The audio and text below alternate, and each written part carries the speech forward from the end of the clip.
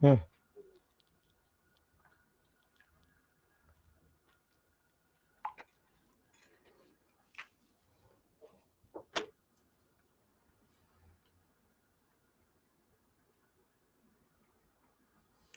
So ছোট্ট বন্ধুরা, আসসালামু আলাইকুম ওয়ান্স এগেইন। আজকে আমাদের শুরু হচ্ছে তোমাদের পরিবেশ রসায়ন লেকচার দিয়ে। তোমার এটা হচ্ছে দ্বিতীয় পত্রের প্রথম অধ্যায়। তো তোমরা ভাবতেই পারো অনেকে যে এটাই কেন, অন্য কিছু না, কেন কেন প্রথম পত্র দিয়ে শুরু হচ্ছে না। তার কারণটা হচ্ছে অনেক। প্রথম কারণ ছোট করে বললে, তোমাদের বর্তমান সিলেবাস যেটাতে তোমরা পড়াশোনা করো, সেই সিলেবাসটা যথেষ্ট এলোমেলো ভাবে দেওয়া। ওটা আসলে সঠিক পন্থায় হয়নি যেভাবে হওয়া উচিত ছিল। সো তোমার যার কারণে আমাদেরকে দায়িত্ব নিতে হয়েছে যেন তোমাদেরকে আমরা সঠিক পথে পরিচালিত করি। তো এইটার দায়িত্ব হিসাবে তোমাদেরকে আমার কি করতে হয়েছে, আমাদেরকে একটু সঠিক রাস্তায় যেতে হয়েছে। তো এই যে পরিবেশ রসায়ন অধ্যায়টা, এই অধ্যায়ের মধ্যে একটা জগা খিচুড়ি আছে, যে জগা খিচুড়ি তোমাদের প্রায় প্রতিটা অধ্যায়ে পাবা। রাইসুল, এটাকে একটু চার্জ দাও ভাই। সো প্রতিটা অধ্যায়ে যে জগা খিচুড়িটা আছে, সেটা থেকে মুক্তি পাওয়ার জন্য, সঠিকভাবে বোঝার জন্য যেটা করতে হবে, পুরো চ্যাপ্টারটা একসাথে পড়া যাবে না। সেই চ্যাপ্টারের বিভিন্ন টপিক একটা সার্টেন স্টেজে পড়ে স্কিপ করতে হবে, তখন আবার অন্য চ্যাপ্টারে যেতে হবে। এইভাবে করে তুমি মোটামুটি একটু ফার্স্ট ইয়ারের মাঝামাঝি গেলেই টের পাবা যে ফেলুদা যেটা বলছিল এটাই সঠিক, এইভাবেই পড়া উচিত। এটা আসলে আমার এক দুই দিনের অভিজ্ঞতা না, এটা আসলে এই যে এখানে লেখাও আছে 16 বছরের অভিজ্ঞতা, এবং মানে 12 লক্ষ তো না, আরো অনেক বেশি লক্ষ স্টুডেন্টের সাথে ক্লাস নেওয়ার অভিজ্ঞতা থেকে বলছি। So don't worry, trust me, just keep on going. ইনশাল্লাহ তোমরা বুঝতে পারবা যে আসলে আমার কথাগুলো সত্যি ছিল কিনা। সো চলো, আমরা আজকে যেগুলো দেখবো তার মধ্যে প্রথম কথা হচ্ছে গ্যাসের চলক সমূহ। চলক মানে বুঝছো তো, ভেরিয়েবল। গ্যাসের ভেরিয়েবল মানে গ্যাসের প্রপার্টি ডিফাইন করে যারা, গ্যাসের বিহেভিয়ার যারা ডিফাইন করে, যেসব প্রপার্টির উপর ডিপেন্ড করে গ্যাসের ক্যারেক্টারিস্টিক্স চেঞ্জ হয়, ওগুলোকে আমরা বলবো গ্যাস ভেরিয়েবলস। একক রূপান্তর নিয়ে ফাইনাল একটা কি বলো এটাকে, মানে জাস্ট শেষবারের মতো দেখিয়ে নেব। আর যারা আমার ক্লাসটা করনি তারা একক রূপান্তরের উপরে 2টা ক্লাস এখনো আমাদের পেজে এবং ইউটিউব চ্যানেলে আছে, পার্ট 1 পার্ট 2। ওইগুলো অবশ্যই দেখে নাও। বিশ্বাস করো, যারা ওই ক্লাস দেখা ছাড়া এখন ক্লাস করতে বসেছো, কষ্ট তো আজকে হবে না, কষ্ট হবে যত দিন যাবে তত বেশি। সো বেটার যে তোমরা ভিডিওগুলো দেখে ফেলো আগে থেকে, ক্লাস নোট নিয়ে নাও, এবং নিজের নোট নিজে তৈরি করো, দ্যাট উইল বি বেস্ট। হ্যাঁ, আর তারপর হচ্ছে এককের ছকটা আমরা একটু দেখে ফেলবো, আর বয়েলের সূত্র শিখবো লাস্টে। চলো, বয়েলের সূত্র যদি খুব বেশি চাপ হয়ে যায় আজকের জন্য, আজকে আমরা শিখবো না, এই জন্য এখানে লেখা নাই। সো প্রথম কথা হচ্ছে আয়তন রূপান্তর। আমি আরো একবার মনে করে দিচ্ছি যে আয়তন রূপান্তর আমাদের কি কি কাজে লাগে। সেটা হচ্ছে 1 লিটার, এটা মানে হচ্ছে কি ছিল, 1000 মিলিলিটার। এটা মানে ছিল হচ্ছে 1000 সেন্টিমিটার কিউব। এটার মানে হচ্ছে ছিল 1000 সিসি। তো এই জিনিসটা আমি আগেও লিখিয়েছি, আরো একবার লেখাচ্ছি, তার কারণ হচ্ছে কোনোভাবে যেন ভুলে না যাও। এই জিনিস প্রতিটা অঙ্কে কাজে লাগবে। তুমি যদি একক রূপান্তরে ভুল করে ফেলো, তখন যেটা হবে যে মানে আসলে পস্তাইতে হবে। আচ্ছা, এটার মানে হচ্ছে 1/1000 মিটার কিউব। এটার মানে হচ্ছে 1 ডেসিমিটার কিউব। তার মানে হচ্ছে দুইটা জিনিস একই দাঁড়ালো, যত ডেসিমিটার কিউব তত লিটার। এবং আরো একটা জিনিস, সেটা হচ্ছে যে তোমার যত মিলিলিটার তত সেন্টিমিটার কিউব তত সিসি। দেখছো, এই তিনটা জিনিস সেম, আর এই দুইটা জিনিস সেম। যত লিটার তত ডেসিমিটার কিউব, বা যত ডেসিমিটার কিউব তত লিটার। ঠিক আছে, এইটা হলো আয়তন রূপান্তর, একটু মনে রেখো। এরপরে চলো চাপ রূপান্তরে যাই। চাপ রূপান্তরের ক্ষেত্রে আমরা বলেছিলাম 1 atmosphere equal to 760 millimetre mercury pressure.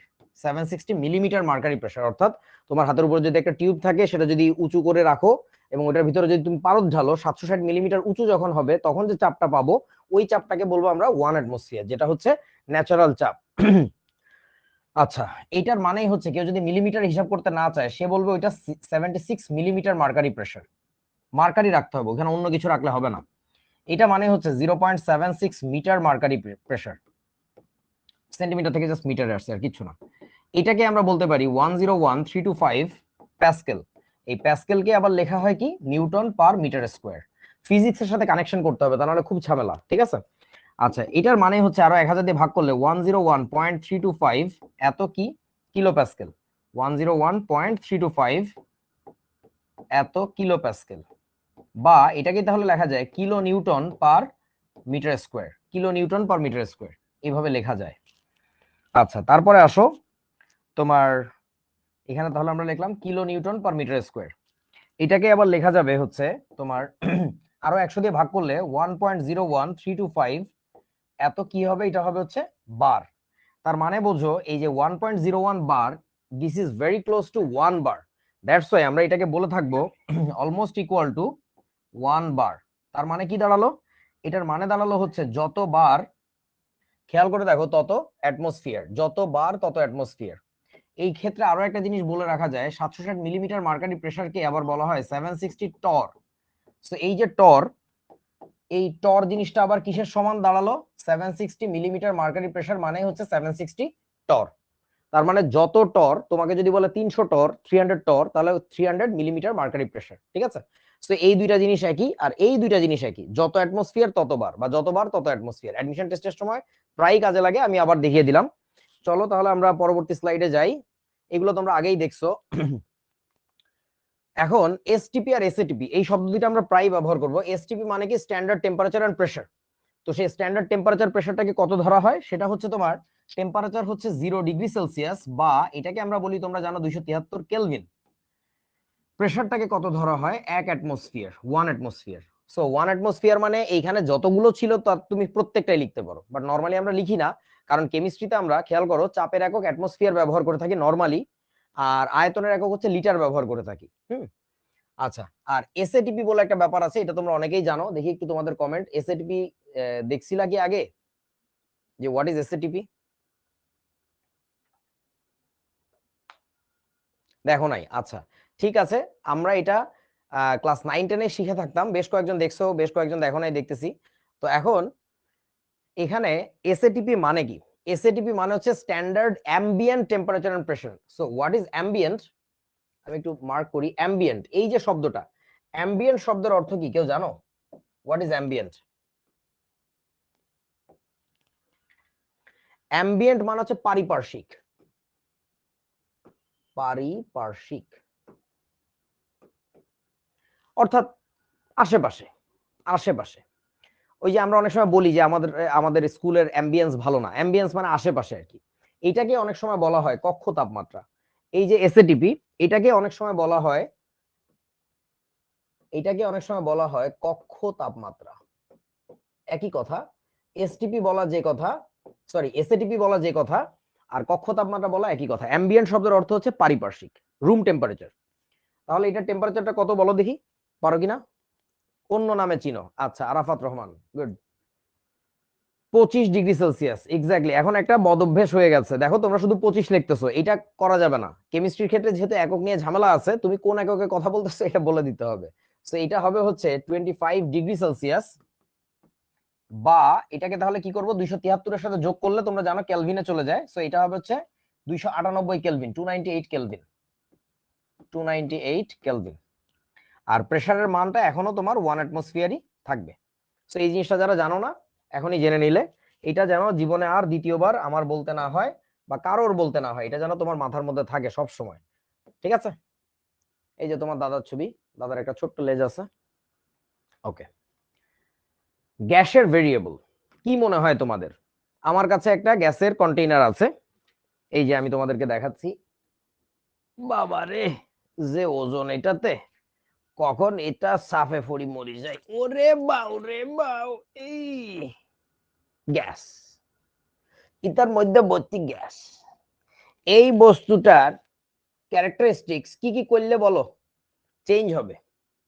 আমি যদি এই গ্যাসের প্রেসার বাড়ায় দেই, অর্থাৎ দুইটা আমার কাছে সিলিন্ডার আছে, দুইটা এরকম ফায়ার এক্সটিংগুইশিং সিলিন্ডার আছে, যার একটাতে চাপ কম, একটাতে চাপ বেশি। তো দুইটার গ্যাসের বিহেভিয়ার কি একই? আনসার হচ্ছে না। যেটাতে চাপ বেশি সেটাতে গ্যাসটা খুব দ্রুত বের হবে, যেটাতে চাপ কম সেটাতে গ্যাস আস্তে আস্তে বের হবে। সো গ্যাসের behaviour depends upon pressure. That's why আমরা প্রেসারটাকে বলবো গ্যাসের একটা চলক, একটা variable. So first variable that you are getting is pressure. বুঝিয়াছো ছোট্ট বন্ধুরা? কমেন্ট বড় করো রাইসুল। এইভাবে করে তোমরা একটু দেখো, বলো আমাকে যে পরবর্তী ভেরিয়েবল কোনটা। পরবর্তী ভেরিয়েবল হবে হচ্ছে তোমাদের volume, V. So what is V? V is the volume of the gas, যে কত আয়তনের গ্যাস তোমার কাছে আছে। ঠিক আছে, এটা হচ্ছে পরবর্তী ভলিউম, পরবর্তী ভেরিয়েবল। তার পরবর্তী ভেরিয়েবল হচ্ছে টেম্পারেচার, যে গ্যাসটার টেম্পারেচার কত। যদি হায়ার টেম্পারেচারের গ্যাস হয় তাহলে তার যে বিহেভিয়ার হবে, আর লোয়ার টেম্পারেচারের গ্যাস হলে তার যে বিহেভিয়ার হবে, that two things will be different. ঠিক আছে? আচ্ছা, তারপরে আসো mole number, number of moles. এই চারটা ভেরিয়েবল, অর্থাৎ ধরো কারো কাছে গ্যাসের পাত্র আছে, দেখি রাইসুল এটা এয়ার ফ্রেশনার। সো ধরো আমার কাছে আর একটা গ্যাসের পাত্র এই যে চলে আসছে, এয়ার ফ্রেশনার। এইটার ভিতরে ধরো গ্যাস আছে। তো এখন এইটার ভিতরে যতগুলো গ্যাসের অণু আছে, আর বড় যে পাত্রটা আমি নিয়েছিলাম ফায়ার এক্সটিংগুইশার, ওটার মধ্যে গ্যাসের অণুর সংখ্যা অনেক বেশি। এই অণুর সংখ্যাটাকে আমরা কাউন্ট করি কি দিয়ে? মোল নাম্বার দিয়ে। সো মোল নাম্বার কি আমি একটু পরে আরো ডিটেল আলোচনা করতেছি, যেটা তোমরা 9 10 ভাবে শোনো নাই হয়তো, বা যারা আমাদের স্টুডেন্ট ছিল তারা হয়তো বা শুনছো আমাদের যে লক্ষ্য জিপিএ 5 কোর্সের সময়। সো ঘটনা হচ্ছে তোমার এই চারটা হলো ভাই গ্যাসের main variable, pressure, temperature, volume, আর হচ্ছে মোল নাম্বার। চারটা ভেরিয়েবল খেয়াল রাখতে হবে। পিভিটিএন সোজা কথা। আচ্ছা, তাহলে এখন তুমি চিন্তা করো তো, ধরো একটা পাত্রের মধ্যে তোমার 200টা গ্যাসের অণু ছিল, আর আরেকটা পাত্রের মধ্যে 5000টা গ্যাসের অণু আছে।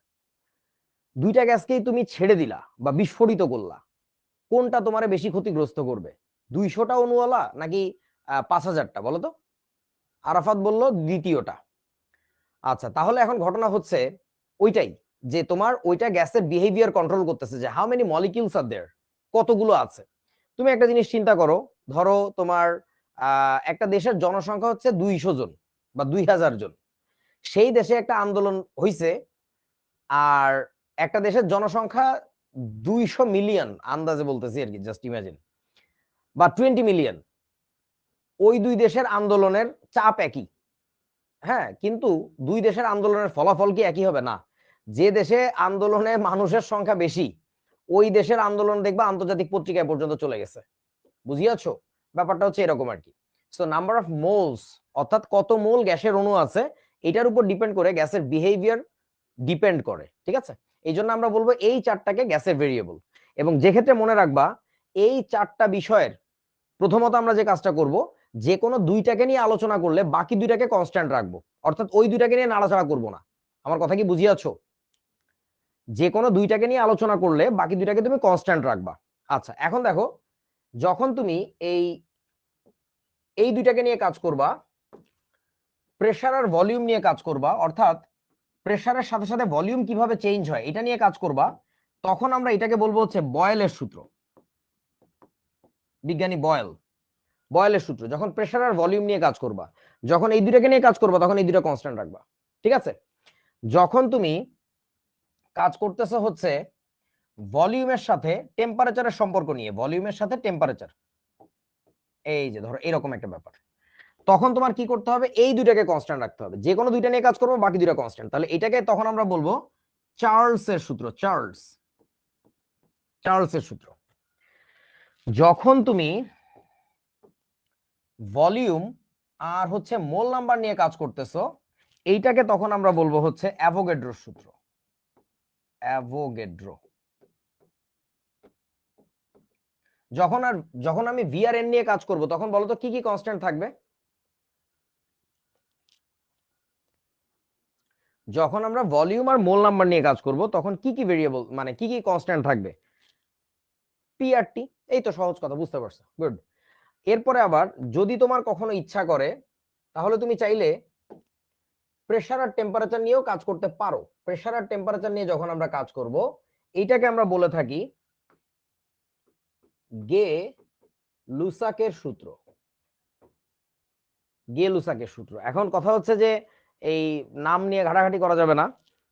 তোমার আমেরিকান বা ওয়েস্টার্নারদের নাম নিয়ে কোনো কথা নাই, মানে ওদের নামের কোনো অর্থ হয় না। যেমন ধরো আমার নাম হচ্ছে আরিফ, দেখি তোমরা কেউ পারো কিনা যে আরিফ শব্দের অর্থ কি জানো? মানে এটা তো একটা আরবি শব্দ, হোয়াট ডাজ দ্যাট মিন? যেমন তারিফ, তারিফ মানে হচ্ছে প্রশংসা। সো আরিফ শব্দের অর্থ হচ্ছে, কেউ পারো না? আচ্ছা ঠিক আছে, আমি বলে দিই।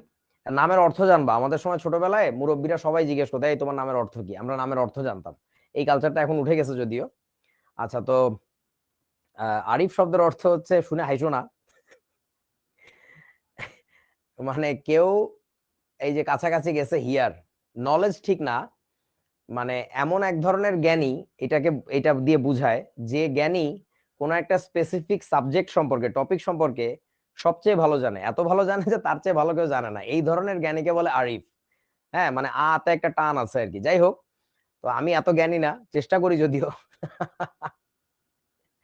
এখন ঘটনা হচ্ছে দেখো, তো এই আরবি নামের অর্থ থাকে, যে কারণ নামের একটা মিনিং থাকে, একটা অর্থ থাকে আর কি। তো যেমন ধরো বাংলা একজনের নাম দুর্জয়, তো ওর নাম দুর্জয় মানে কি, ওকে ওকে জয় করা যায় না, ও কারো কাছে হারে না, তো এই জন্য ওর নাম দুর্জয়। তো এখন তোমরা কি বাংলায় কারো নাম শুনছো যে ওর নাম হচ্ছে ছাগল? এটা তো শোনো নাই। তার কারণ বাংলাতে এইসব ছাগল পাগল নাম হয় না। হুম।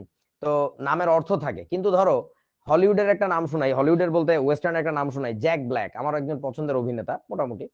তো মানে অত ফেভারিট না, বাট পছন্দের। তো এই জ্যাক ব্ল্যাক, এই বেটা হইতেছে দুধে আলতা গায়ের রং, মানে একেবারে ফর্সা টুকটুকে যেটারে বলে।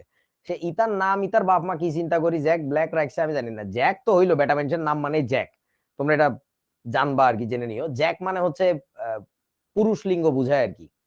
তো ব্ল্যাক, তো ও তো ফর্সা টুকটুকে, ওর নাম ব্ল্যাক রাখছিস কে? ও কি ছোটবেলায় কালা ছিল না, ওর কালা জ্বর হয়েছিল ছোটবেলায়? রাখছি আর কি, মানে ইট ডাজন্ট ম্যাটার নামে, ঠিক আছে।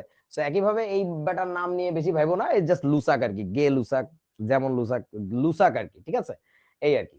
যাই হোক, সো আমরা এই চারটা ভেরিয়েবল নিয়ে বারবার কাজ করব। প্রেসার, ভলিউম, টেম্পারেচার, মোল নাম্বার, প্রেসার, ভলিউম, টেম্পারেচার, মোল নাম্বার, এই চার। হ্যাঁ, ওই যে একজনের নাম বলো মার্ক উড।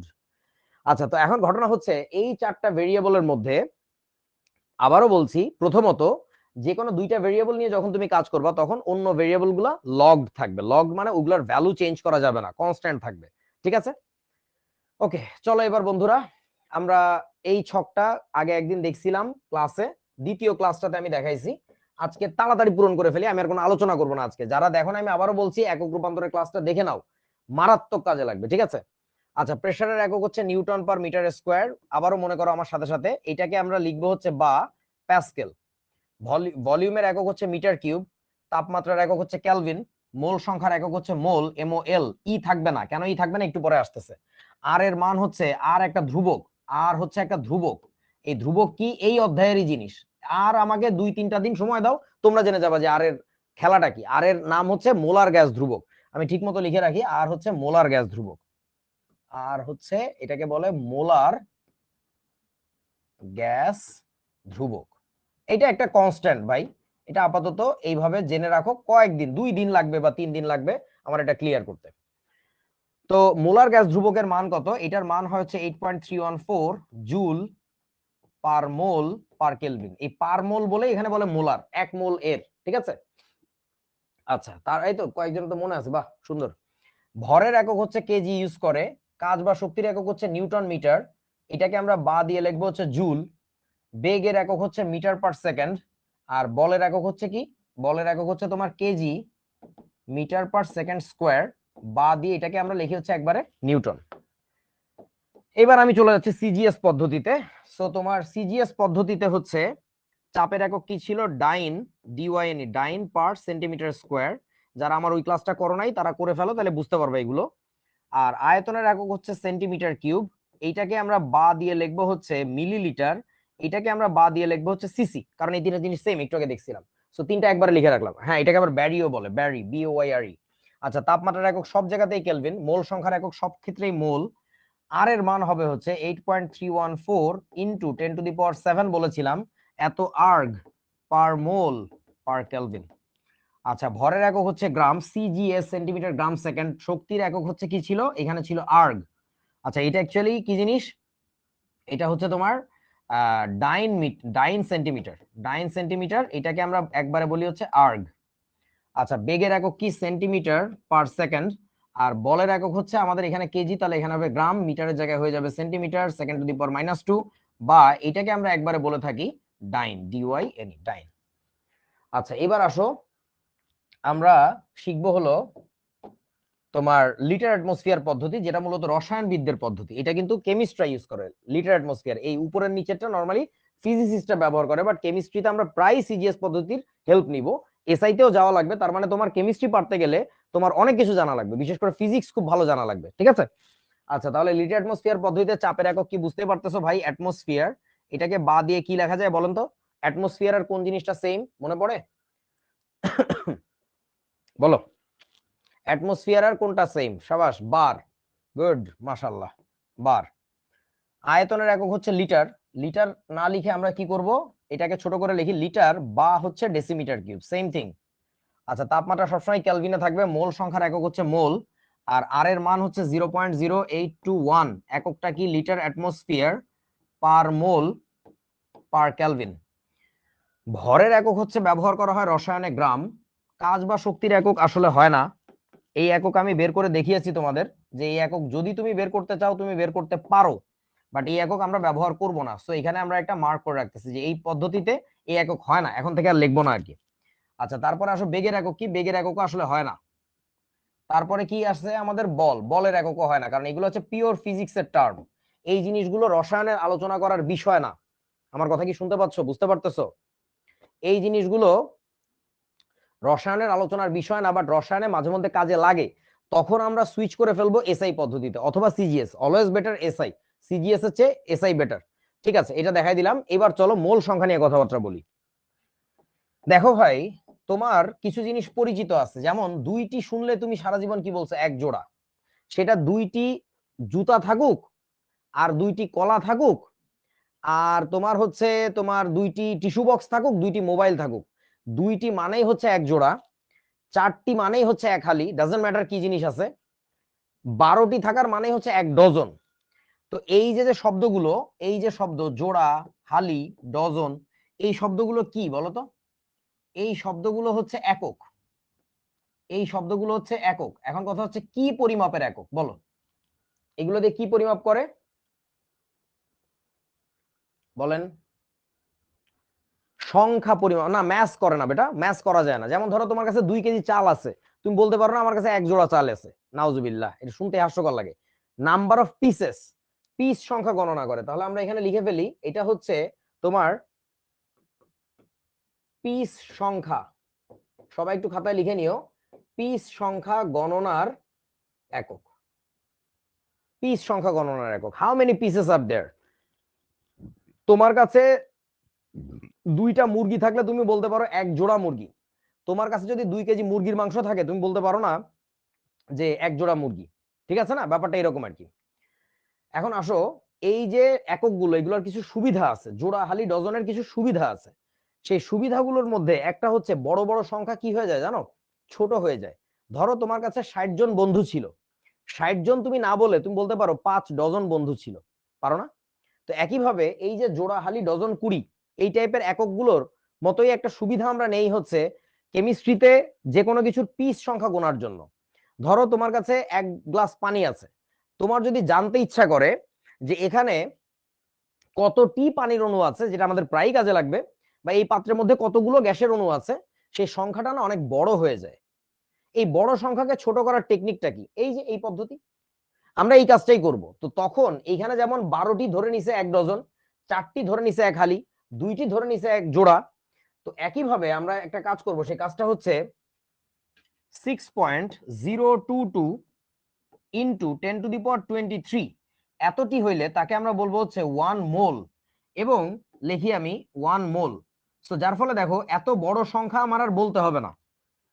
যদি বলি আমি 3 মোল গ্যাস আছে, আমি কিন্তু বুঝে যাব যে 6.022 10⁻23 এতটি থাকলে যেমন 1 মোল হয়, তাহলে ওই সংখ্যার 3 গুণ আছে, 3 গুণ আছে। ঠিক আছে? আচ্ছা, এবার তোমাদের একটা কমেন্ট পাচ্ছি আমি, সুন্দর একটা কমেন্ট, যে এই নাম্বারটা 6.023 হবে না। আনসার হচ্ছে না, এই সংখ্যাটা 6.022 হবে। এটা হবে হচ্ছে 6.023 ইন্টু 10⁻23। এই নাম্বারটা এখন অবসোলিট। অবসোলিট বুঝো? সেকেলে পুরাতন, এটা ভুল। আমাদের বইতে এখনো ঠিক করে নাই, কিছু করার নাই। এই বই লেখা হয়েছে আজকে থেকে আরো 10 বছর আগে, 1900 সালে। তো ওই কটকটি সালে লেখার পরে আর এডিট করে নাই। আমাদের দেশের মানুষজন অনেক অলস এইসব দিক দিয়ে, দে ডোন্ট কেয়ার। তো আন্তর্জাতিক ভাবে 2017 সালে এগুলো চেঞ্জ হয়ে গেছে। আমি তোমাদের গ্রুপে স্ক্রিনশট দিয়ে দিব, বা পারলে একটা ছোট ভিডিও আপলোড করে দিব প্রমাণ সহ, যে তোমরা দেখবা। কিন্তু এগুলো আমাদের দেশে চেঞ্জ হয় নাই। বাট একটা মজার কথা শুনে, এখানে তুমি 2 3 দিয়ে করলেও যে অঙ্ক আসবে, যে আনসার আসবে, 6.022 দিয়ে করলেও একই আনসারই আসবে। তাহলে আমি কেন এটা লিখলাম? কারণ হচ্ছে আমাদের উদ্দেশ্য তোমাদেরকে নিয়ে শুধুমাত্র এ প্লাস পাওয়ানো না, ভালো করে বুঝো। আমাদের উদ্দেশ্য তোমরা যেন দেশের বাইরেও যখন পড়তে যাবা তখন যেন মানুষের মধ্যে সমাদৃত হও, তুমি যেন বড় বিজ্ঞানী হতে পারো, তুমি যেন দেশের শুধু না পৃথিবীর নেতৃত্ব দিতে পারো। তো সেক্ষেত্রে তুমি যদি ব্যাকডেটেড নলেজ নিয়ে বসে থাকো, তুমি কি তাদের নেতৃত্ব দিতে পারবা? তুমি বাংলাদেশের সার্টিফিকেটে তুমি এ প্লাস, বাংলাদেশের সার্টিফিকেটে তুমি এ প্লাস, বাট অ্যাকচুয়ালি তুমি একটা গোবর গণেশ, তুমি কোনো কিছুর আপডেটেড নলেজ জানো না। তুমি এখনো কারোর সাথে যোগাযোগ করতে গেলে তুমি খোঁজো যে একটা কাগজ দিবা, একটা চিঠি লিখি, হ্যাঁ চিঠি লিখবো, ওকে পাঠাবো। ও গরুর নাতি, তোমার কাছে প্যান্টের পকেটের মধ্যে আতায় দেখো তো ওখানে কি আছে? ওখানে একটা মোবাইল আছে, ওখানে একটা অ্যাপ আছে, অ্যাপটার নাম হইতেছে মেসেঞ্জার বা ওই যে মেসেজিং অ্যাপ। ওইটাতে ক্লিক করলি পট্টাত করে চলে যাইতেছে। না, আমি তো বাংলাদেশের বই পড়ে দামাল ছেলে ওভাবেই বড় হয়েছি, ওভাবেই সারা জীবন থাকবো বলে সিদ্ধান্ত নিয়েছি। এটা বলা মাত্র তোমাকে বলবে দরজাটা ওদিকে, চলে যাও না কেন? চলে যাও, তোমার এখানে কোনো কাম নাই। তোমাকে আপডেটেড থাকতে হবে, ঠিক আছে? সো যারা আপডেটেড না, তারা নতুন কোনো কিছু দেখে ভয় পায়, ওরে বাবা এটা কি। এটাই সত্যি, 6.023 অ্যাভয়েড করা হয়েছে, বিজ্ঞানীরা সবাই মিলে পরামর্শ করে যে 6.022 নিলেই এটা বেস্ট। সো তখন আমরা এখন এই সিদ্ধান্তে আসছি আর কি, ঠিক আছে? ওকে, সো এত টি হইলে তখন বলে 1 মোল। এখন এখানে আমি দুইটা ভুল করছি। তার প্রথম ভুলটা হচ্ছে, দেখো বাংলায় লেখা যাবে না, এটা হচ্ছে প্রথম ভুল। মোল একটা একক। তোমরা কখনো ফিজিক্স পড়ার সময় কি এরকম করো যে একটি বাসের বেগ 50 কিমি কিমি কিমি পার ঘ, এরকম কি লেখো? তা তো লেখো না। তুমি কি কখনো এরকম লেখো যে একটা বস্তুর বেগ 2 মিসে, এরকম মিসে কি লেখো? তা তো লেখো না, বাংলায় লেখার নিয়ম না, এটা নিয়ম না, এটা বৈজ্ঞানিক নিয়ম না। কিন্তু আমরা কেমিস্ট্রি পড়তে গেলে এই নিয়মগুলো ভুলে যাই। ভুলে যাওয়ার কারণেই যেটা হয়, ফিজিক্সের জিনিসপাতি ঠিক মতো বুঝলেও পারলেও রসায়নের জিনিসপাতি পাতি পারি না। তো এইগুলা থেকে বের হয়ে আসতে হবে, ঠিক আছে? তাহলে এই বাংলায় মোল লেখা যাবে না, এটাকে তাহলে কি লিখতে হবে? এখানে দুইটা অপশন আছে, একটা হচ্ছে MOLE আর একটা হচ্ছে MOL। তো এখানে কোনটা হবে জানো? এখানে ই ছাড়াটা হবে, এবং এই দুইটা শব্দ আলাদা। আমাদের দেশের কোনো স্যাররা এগুলো বলে না নরমালি, তারা জাস্ট গড়পড়তা বলে ফেলে। আর বই তো হর হামেশাই প্রায় দেখবা MOL লেখছে, প্রায় দেখবা MOLE লেখছে। কোনটা সঠিক? এই ক্ষেত্রে হচ্ছে MOL সঠিক। তো এই দুইটা জিনিস যে আলাদা আমি একটু পরেই দেখাচ্ছি, একটু ধৈর্য ধরো। আপাতত এখানে MOL লিখে রাখো এবং এটাকে বাংলায় লিখে এরকম ক্রস দিয়ে দিও, যেটা ভুল। একটা জিনিস শোনো, আমাদের একটা অভ্যেস আছে, তোমরাও এই যে ক্লাস শেষে যখন ক্লাস নোট জমা দিবা গ্রুপে ছবি তুলে লক্ষ্মী বাচ্চার মতো, তো ওই সময় প্রায়ই অনেকে বলে ভুল ত্রুটি ক্ষমা সুন্দর দৃষ্টিতে দেখবেন। বন্ধু, তোমার ডাক্তার এবং তোমার টিচার যদি তোমার সমস্ত ভুল ত্রুটি ক্ষমার দৃষ্টিতে সারাটা জীবন দেখে যায়, তুমি একটা বিচ্ছিরি মানুষে পরিণত হবা। তার কারণ তোমার টিচারের দায়িত্ব হচ্ছে তোমার ভুল শুধরে দেওয়া, তোমার ডাক্তারের দায়িত্ব হচ্ছে তোমার শরীরের ভুল শুধরানো। তো সেক্ষেত্রে না কারো কাছে ক্ষমা চেও না, বরং তুমি তাকে বলো যে প্লিজ আমার ভুলটা ধরে দাও তো, so that I can be developed, I can be advanced, I can be corrected. তাকে মানে সমস্যাটা তুলে ধরতে বলো। সো ব্যাপারটা হচ্ছে এরকম, আমাদের দেশের বইগুলাতে যা মন চায় লেখে, কিছু বলেও না, মডিফাই করারও ইচ্ছা নাই, হ্যাঁ নিজেকে নিয়ে কোনো আশা নাই। আমার মনে হয় কেন জানি স্যাররা খুব হতাশ, তো এই কারণে এই কাজগুলো করে না আর কি। যখন যা মন চায় MOLE লেখে, যখন মন চায় MOL লেখে, ব্যাপারটা এরকম আর কি। সো অ্যাকচুয়ালি এটা হবে মোল। আচ্ছা যাই হোক, তো এইটুকু জায়গাতেই আরো একটা ভুল আছে, কেউ বলতে পারবা সেই ভুলটা কি? ভাবো ভাবো। আচ্ছা, একজন বলছে তাহসিনা, আর বর্ষাও ধরতে পারছে। হ্যাঁ, এইখানে হবে হচ্ছে এত টি। এবং বিশ্বাস করো, জোড়া হালি ডজন যেভাবে কাজ করে, ওর অঙ্কগুলো যেভাবে করতে হয়, এই মোল সংখ্যার অঙ্কগুলো একইভাবে করতে হয়। যে কারণে তোমার 4 কেজি হইলে কিন্তু 1 হালি বলে না, 4 লিটার হইলেও বলে না, 4 ফিট হইলেও বলে না যে 1 হালি। 4 পিস হওয়া লাগে, only then you can say it to be হালি। 4টা তোমার কাছে ছাগল থাকুক, পাগল থাকুক, কলম থাকুক, খাতা থাকুক, বই থাকুক, কলা থাকুক, স্যান্ডেল থাকুক, যা থাকুক, 4টা ওই জিনিস থাকার মানে 1 হালি আছে। একইভাবে এত কেজি থাকলে 1 মোল বলে না, এত পিস থাকা লাগে। এইটা খুব ইন্টারেস্টিং একটা জায়গা, খুব ইম্পর্টেন্ট একটা জায়গা। এটা প্রায় আমরা স্কিপ করি এবং এটা আমরা বুঝি না। আর বইতে তোমাদেরকে মোল সংখ্যার যে হিসাব শেখানো হয়েছে, ওরে বাবারে বাবা, এর চেয়ে বড় বুলশিট কিছু নাই দুনিয়ায়। এটা ভালো করে শেখো। হ্যাঁ, রাকিবুল সঠিক ধরছো, ঐকিক নিয়মে করা লাগবে। হ্যাঁ, যদি তুমি চাও ঐকিক নিয়মে করতে পারো, কিন্তু সহজ করার জন্য আমরা সূত্র বানায় রাখছি। ঐকিক নিয়মে না গেলেও চলবে, কিন্তু যদি কখনো মহাবিপদে পড়েই যাও যে মোল সংখ্যা নির্ণয়ের সূত্র মনে নাই, কোনো সমস্যা নাই, কোনো সমস্যা নাই। তুমি সিম্পলি জোড়াহালি ডজনের অঙ্ক যেভাবে করতে ওইভাবে করো, ঐকিক নিয়মে অঙ্ক হয়ে বসে আছে। শুধুমাত্র খেয়াল করো, ওই ডজনের অঙ্ক হইলে যেসব জায়গায় 12 দিয়ে গুণ বা ভাগ করতা, এখন মোলের অঙ্ক হইলে ওইসব জায়গায় ওই মোলের জায়গায় তোমার এই নাম্বারটা দিয়ে গুণ বা ভাগ করতে হবে। এবং তোমরা সবাই জানো যে এই নাম্বারটাকে বলে অ্যাভোগাড্রো নাম্বার। ওটা অ্যাকচুয়ালি আরিফস নাম্বার ছিল। এই যে দেখাই তোমাদের, এন এ বলতে কিন্তু আরিফ। হ্যাঁ, এটা সবাইকে বলবা যে এটা হচ্ছে আরিফস নাম্বার। বুঝছো? বলে দিলাম। ওকে, আরিফস নাম্বার। অ্যাভোগাড্রো আমার খালাতো ভাই। ও একদিন দেখি দরজার সামনে বসে কাঁদতেছে যে সবকিছু দাদার নামে, আমার নামে কেন কিছু নাই। আচ্ছা ঠিক আছে, যা তুই একটা নাম নিয়ে নে। ও তখন এই নাম্বারটা নিল। বুঝেছো? ছোট্ট বন্ধু, চলো। তো এখন আসো এই মোল সংখ্যা শব্দটা নিয়ে একটু, মানে মোল সংখ্যার একটা ব্যাপার আর একটু খোলাসা করি। তার আগে আরেকটা জায়গায় যাই। এই মোল শব্দটির আমদানি হয়েছে কোত্থেকে? তোমরা একটা জিনিস একটু জেনে নাও, খুব কাজে লাগবে, অনেক জায়গায় কাজে লাগবে। আমাকে একটু বলো তো, পরমাণুর ইংরেজি কি? পরমাণু শব্দটার ইংরেজি কি? পরমাণুর ইংরেজি কি? আরো একটা জিনিস বলবা যে অণু শব্দটার ইংরেজি কি?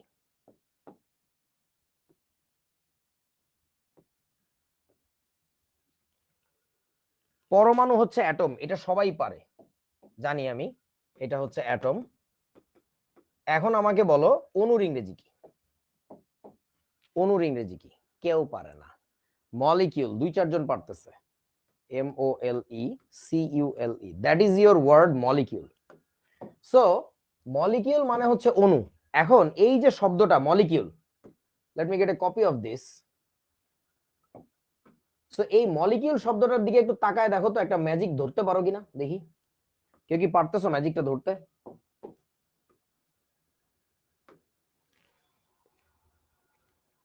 মলিকিউল শব্দটাতে ম্যাজিকটা ধরা যায়? আচ্ছা, মলিকিউল শব্দটার মধ্যে একটু খেয়াল করে দেখো, MOLE লুকিয়ে ছিল। মোল শব্দটা আসছে মলিকিউল থেকে। এই মোলটাকেও আরো শর্ট করছে, এইটাকেও আরো ছোট করে, that has the word has come from here, MOL, mole. বুঝছো? তো এখন এই দুইটা শব্দকে দুইটা ভিন্ন কাজে ব্যবহার করা হয়। সেই কাজগুলো কি? সেই কাজগুলোর একটা হচ্ছে এইটাকে দিয়ে প্রকাশ করে হচ্ছে একক, এইটাকে দিয়ে প্রকাশ করে হচ্ছে একক, আর এইটাকে দিয়ে প্রকাশ করে হচ্ছে রাশি। আশা করি কিছু বোঝো নাই। এটাকে দিয়ে প্রকাশ করা হচ্ছে রাশি। আমি একটু দেখাই তোমাদের। সেটা হলো, ধরো তুমি একটা বস্তুর ভর, মাসরুর ক্লাস নিচ্ছে, সেখানে বলছে একটা বস্তুর ভর m = হচ্ছে 5 kg। তো সেই ক্ষেত্রে এই যে কেজি লেখছে, এটা কি জানো? এটা হচ্ছে তোমার একক, এটা হচ্ছে একক। আর এই যে এম লিখেছে, এটা হচ্ছে ভর প্রকাশক রাশি। তোমরা কি বুঝছো আমার কথা? এই এমটা হচ্ছে ভর প্রকাশক রাশি, আর এটা হচ্ছে একক প্রকাশক প্রতীক বা একক, সোজা কথা। এইবার আসো, যখন তুমি বলবা যে একটা পাত্র আছে তোমার কাছে, ধরো গ্যাসের পাত্র, তরলের পাত্র, হোয়াটএভার দ্যাট ইজ, সেই পাত্রে তুমি না অণুর সংখ্যা কাউন্ট করছো বা হোয়াটএভার কোন একটা সংখ্যা কাউন্ট করছো, তাহলে আমরা যখন বলি যে ওই পাত্রে অণুর সংখ্যা, বা অণুর সংখ্যা বললে তো অনেক বড় হয়ে যাবে, এক্সাক্ট নাম্বার যেটা সেটা তো অনেক বড়। সো এক্সাক্ট নাম্বার আমরা কাউন্ট না করে আমরা কি করলাম জানো? অণুর মোল সংখ্যা, অণুর মোল সংখ্যা এইভাবে হিসাব করলাম, যেটাকে লিখলাম n দিয়ে, n = আমরা লিখলাম 5 ধরো মোল, MOL। এইখানে যে লিখছি বন্ধু, লক্ষ্য করো, এইটা হচ্ছে তোমার একক, এটা হচ্ছে তোমার একক। আর এই যে যে মোল সংখ্যা লিখছি, এইটাই হচ্ছে তোমার MOLE, এটা। রাশি। বুঝছো আমার কথা নাকি? Raisul, is everything okay? আমি একটা কাজ করি, এটা ভালো বুঝতে পারে ইংলিশ ভার্সনের পোলাপেন। তোমরা এখানে ইংলিশ ভার্সন বা ইংলিশ ভার্সনের কারা কারা আছো একটু কমেন্ট করে জানাও, আমি একটু দেখি ওদের বই থেকে তোমাদেরকে একটা ছবি তুলে দেওয়া যায় কিনা। এটাকে যদি আমরা ইংরেজিতে লিখি এরকম আসে আর কি, নাম্বার অফ মোল, এই যে দেখো ই আছে, n ইকুয়াল টু হচ্ছে 5 mol। ডান। এই যে দেখো রাশি যদি হয় তাহলে ই থাকবে, যদি একক হয় তাহলে ই থাকবে না। তোমরা কি বুঝছো আমার কথা? আচ্ছা, বেশ কয়েকজন আছে তো, ওই যে মাহমুদুল ইসলাম। আচ্ছা, ঠিক আছে, so that is the fact. এবার আসো, এই যে মোল ভার্সেস মোল তো বললাম, তারপর আমি আরো একবার বড় করে লিখে রাখি। আমার অনেক বন্ধু আছে কানা, কানার নাতি কানা, তারা বলবে এটা কি বলছিলি আবার বলতো, তো তাদের জন্য তো বলি দেই, কি হবে জীবনে। এটা হচ্ছে তোমার রাশি, আর এটা হচ্ছে তোমার একক। ঠিক আছে? আচ্ছা, এবার আসো, বয়েলের সূত্র বলে একটা ব্যাপার আছে, সেখানে আমরা একটু যাই, যেটা হচ্ছে এই অধ্যায়ের প্রচুর গুরুত্বপূর্ণ একটা টপিক। আর মোল সংখ্যা টপিক যেটা শিখলে সেটা তোমার রসায়ন নিয়ে যতদিন থাকবা সারা জীবনই কাজে লাগবে। ওকে, সো বয়েলের সূত্র কি বলছে দেখি আমরা একটু। তোমাকে বলেছে স্থির চাপ, সরি একটু ভুল হয়েছে ছোট্ট বন্ধু, স্থির তাপমাত্রায়, স্থির চাপে না, এটা হবে স্থির তাপমাত্রায়।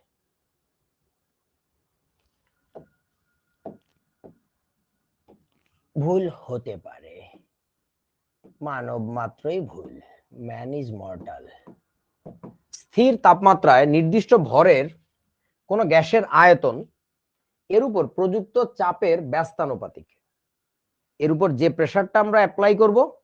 আচ্ছা, বিকন বলছো proportional to V, proportional to 1/p, বয়েলের সূত্র। আচ্ছা বন্ধু, প্রফেশনাল না, এই শব্দটাকে তুমি লিখছো প্রফেশনাল, PROFESSIONAL। এই প্রফেশনাল শব্দের অর্থ হচ্ছে পেশাদার, এটার মানে হচ্ছে পেশাদার, পেশাদার এটা না, প্রপোর্শনাল, প্রপোর্শন মানে অনুপাত, আনুপাতিক। ঠিক আছে, এই আর কি। আচ্ছা, এটা তরলের ক্ষেত্রে হবে কি?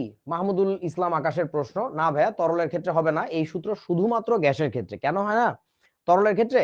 সে গ্যাসের ক্ষেত্রে এক্সপেরিমেন্ট করে দেখছে, ওরা মেনে চলতেছে কথাটা। যেমন ধরো তরল, তোমার কাছে এক বোতল পানি ভরো, বোতলের মুখ লাগাও, তুমি এবার চাপ দাও এটাকে, তো তুমি যতই চাপ দাও দেখবা ওটা না একটা সার্টেন মাত্রায় সংকুচিত হয়ে তারপর হচ্ছে না, এবং খুব বেশি একটা সংকুচিত হয় না। যদিও তুমি চাপের মান আগের চেয়ে 10 গুণ করছো, তো আয়তন হওয়ার কথা কত? 10/1 ওই যে ব্যস্তানুপাতিক বলছে না, ব্যস্তানুপাতিক মানে কি, এটা 10 গুণ হলে ওটা 10/1 হবে, এটা হয় না। কিন্তু গ্যাসের ক্ষেত্রে এটা পারফেক্টলি হয়, মানে বলে ধরে নিচ্ছি আর কি, পরে জানবা। যাই হোক, সো এইটাই হচ্ছে বয়েলের সূত্র। ঠিক আছে, তো চলো আমরা একটা কাজ করি, সেটা হচ্ছে বয়েলের সূত্রটা একটু মানে গাণিতিক ভাবে বিশ্লেষণ করি। ধরে নাও তোমার কাছে একটা গ্যাসের পাত্র ছিল, এই যে তোমার গ্যাসের পাত্র, যেখানে এই এটা এটা এটা কালার করে দেই, সুন্দর হবে, নাইস। টেকনোলজি আজকে আমাদের কোথায় নিয়ে চলে এসেছে দেখছো তোমরা। এইখানে একটা এই বস্তু আছে এবং এইখানে আর একটা আছে। আচ্ছা, তো এই ক্ষেত্রে এই বস্তুটাকে কি বলে জানো? এটাকে বলে পিস্টন। এটা চাপ দেওয়া যায়, তাহলে কি গ্যাসটা সংকুচিত হবে, বুঝিয়াছো? Gas will be pressurised, pressure বেড়ে যাবে। এখন ধরো গ্যাসের বর্তমানে যে আয়তনটা আছে আমার কাছে, সেই আয়তনটাকে আমরা ধরে নিলাম, এই আয়তনটুকু হচ্ছে তোমার ভি, এই আয়তনটুকুকে ধরে নাও এটা হচ্ছে V, volume of the gas. হ্যাঁ, টেম্পারেচার কনস্ট্যান্ট রাখতে হবে, যদি টেম্পারেচার চেঞ্জ হয়ে যায় তখন বয়েলের সূত্র প্রযোজ্য হবে না। আর এইখানে যে গ্যাসের প্রেসারটা এখন অ্যাপ্লাই করা হচ্ছে, ধরে নাও সেটার নাম হচ্ছে পি। তাহলে তোমার কি বলছে? স্থির তাপমাত্রায় নির্দিষ্ট ভরের, অ্যাকচুয়ালি ভর নির্দিষ্ট থাকার মানেই কি জানো? মোল সংখ্যা নির্দিষ্ট, এটা কি তোমরা বোঝো? কোনো একটা গ্যাসের পাত্রে যদি ভর স্থির থাকে, অর্থাৎ ভরের মান বাড়েও নাই কমেও নাই, তার মানে হচ্ছে ভিতরে যতগুলো অণু ছিল অণুর সংখ্যা স্থির, কোনো অণু বের হয়ে যায় নাই, আবার কোনো নতুন অণু ঢুকানো হয় নাই। এই জন্যই বলছে ভর স্থির। আর ভর স্থির মানেই হচ্ছে ভিতরে অণুর সংখ্যা যত পিস অণু ছিল আগেও এখনো তত পিস অণু আছে। ঠিক আছে, গুড। তাহলে এখন আমাদের কি বলতে হবে? অতএব অতএব বয়েলের সূত্র মতে গ্যাসের আয়তন ভি সমানুপাতিক, গ্যাসের আয়তন ভি সমানুপাতিক 1/p। এইটাই বলছে, দেখো যে গ্যাসের আয়তন V will be inversely proportional to P, pressure, applied pressure. যে পরিমাণ চাপ দিবা আয়তনটা তার সাথে ব্যস্তানুপাতিক হবে। সো তুমি চাপের মান যদি বাড়াতে থাকো তাহলে ভলিউমের মান কি হবে? কমতে থাকবে। এই যে দেখো তুমি উপর থেকে ঠাসা দিলা, এই যে এত সহজ জিনিস, আমি যদি ঠাসা দিই প্রেসার বাড়াই তাহলে ভলিউম কি হবে? কমতে থাকবে।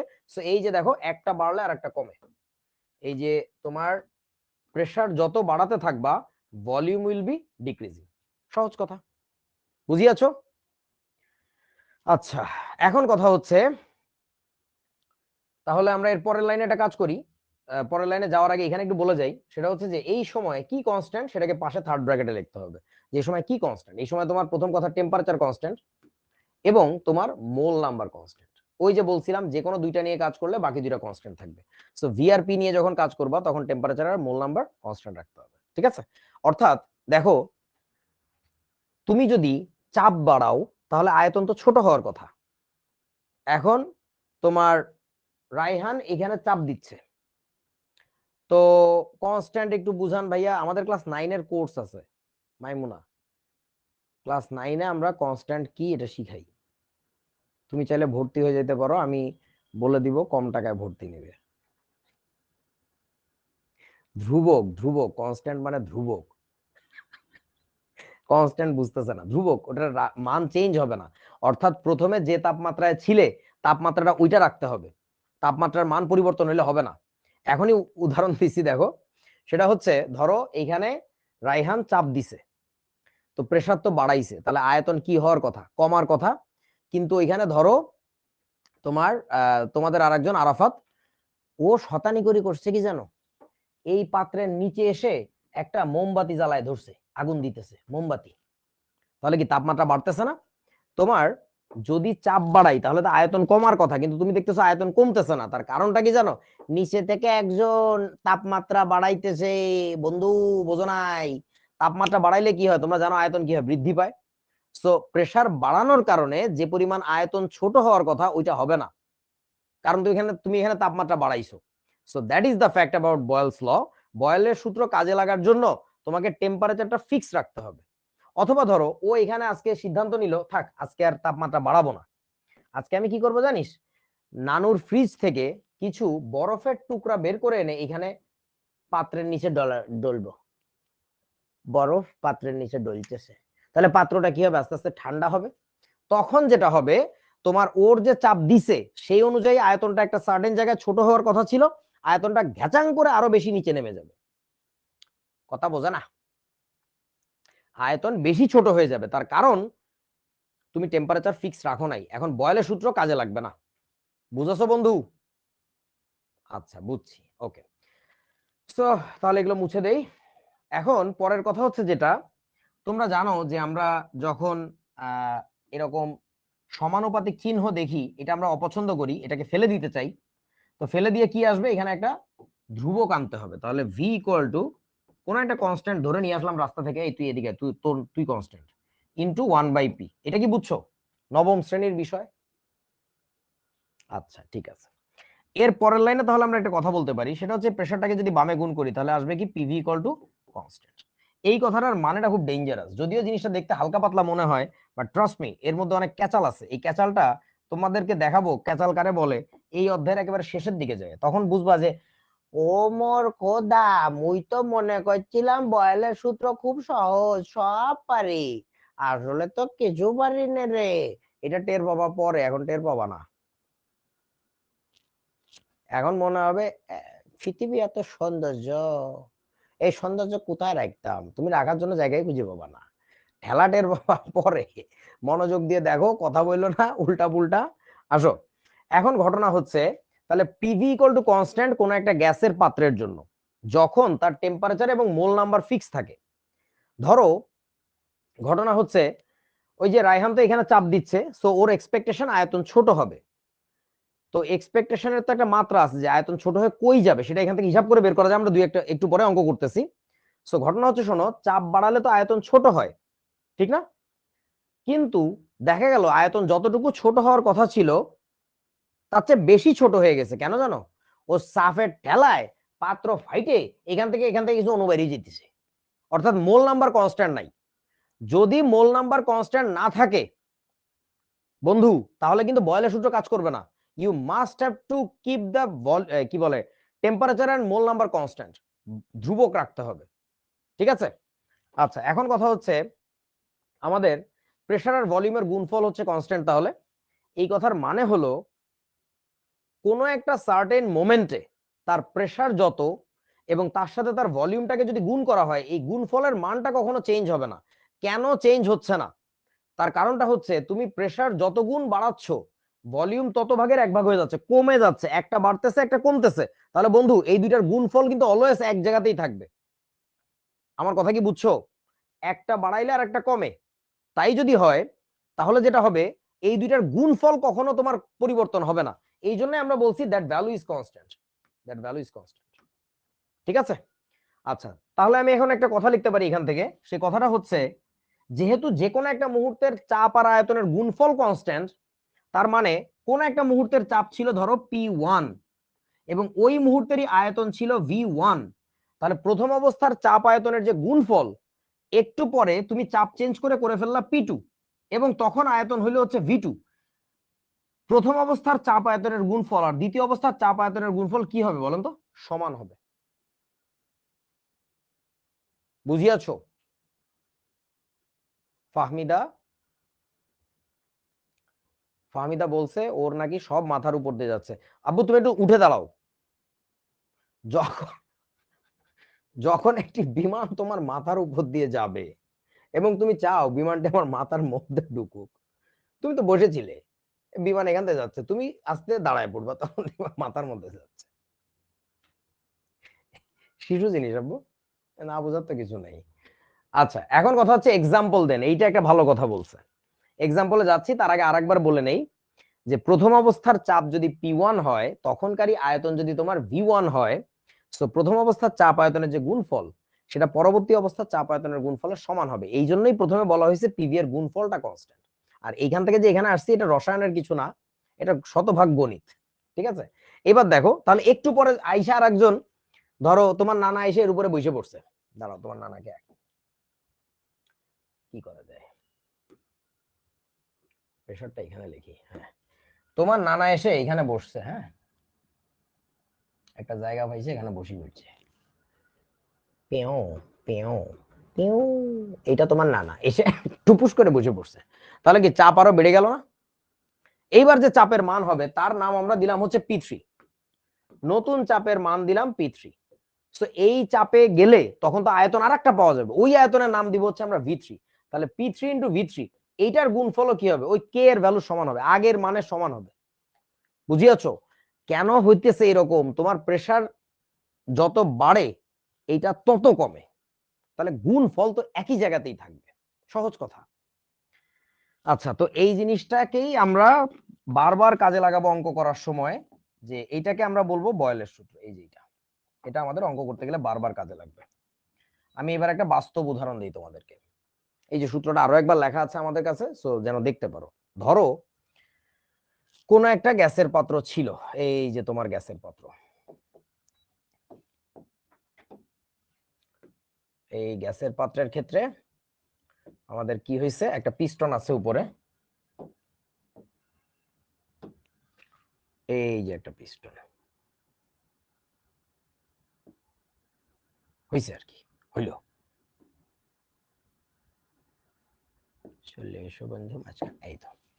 এই গ্যাসের পাত্রে ধরো প্রথমে গ্যাসটা ছিল হচ্ছে 50 লিটার। এই গ্যাসটা যেটা ছিল এটা ছিল হচ্ছে 50 লিটার। এইটুকু গ্যাসের ভলিউম হচ্ছে 50 লিটার।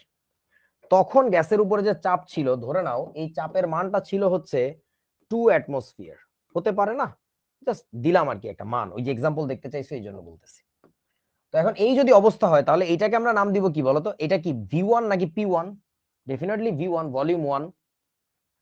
এটা হচ্ছে প্রথম অবস্থার ভলিউম, এটাকে আমরা নাম দিলাম হচ্ছে V1, so that's your V1। এইটাকে নাম দিলাম প্রথম অবস্থার চাপ, সেটা হচ্ছে P1। তাহলে আমাদের একটু পরে যে চাপের মান কেউ একজন করে ফেললো 4 অ্যাটমসফিয়ার, 4 অ্যাটমসফিয়ার, অর্থাৎ নতুন চাপটা সেটা হচ্ছে আগের চাপের দ্বিগুণ, তাহলে আয়তন কি হবে জানো, অর্ধেক হয়ে যাবে। এইটাই বলে সূত্র, চাপ দ্বিগুণ করলে আয়তন অর্ধেক। চাপ যদি 4 গুণ করতাম, আয়তন 4/1, 1/4। মানে চাপ তুমি যদি 5 গুণ করো তাহলে আয়তন হবে 1/5, জাস্ট 1 হবে। রিলেশনটা দেখো, এই যে 1 রিলেশন, ভলিউম তুমি যা করবা চাপ 1 তত হবে। বুঝিয়াছো?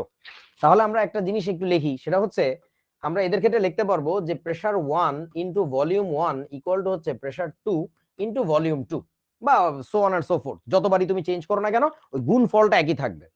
তাহলে দেখো প্রথমবারের চাপ আয়তনের গুণফল আমি একটু বসাই।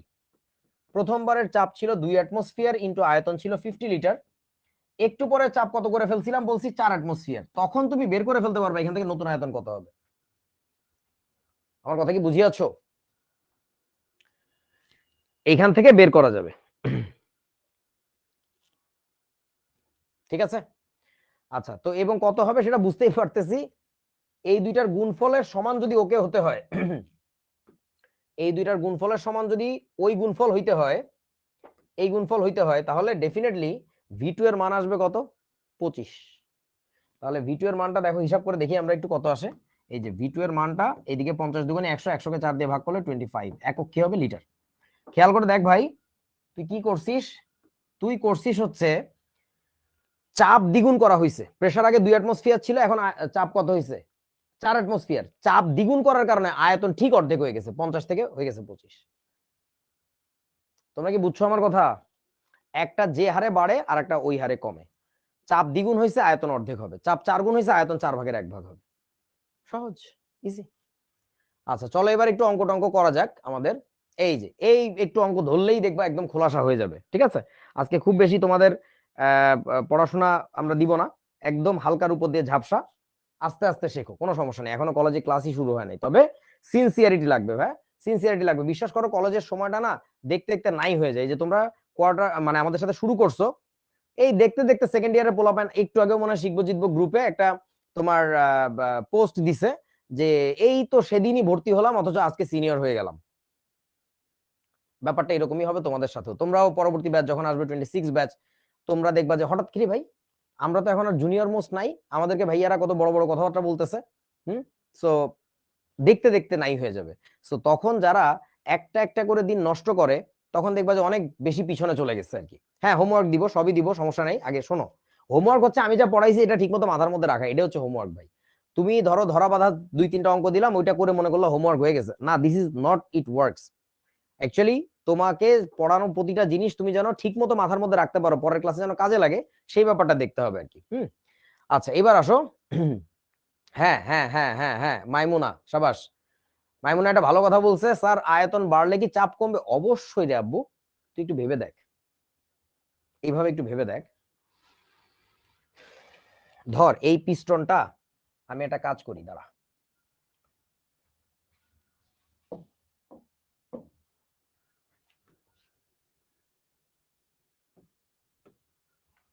ধরে নাও এটা দিয়ে চিন্তা করো, সেটা হচ্ছে কি এগুলো ফালাই দিই,